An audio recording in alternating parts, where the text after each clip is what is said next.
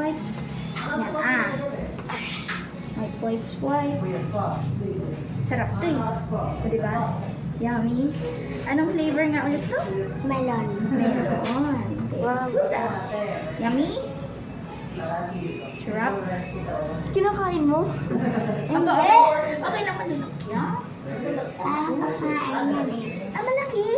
Mamaya na mag-talk. Kaya nga sabi ko eh.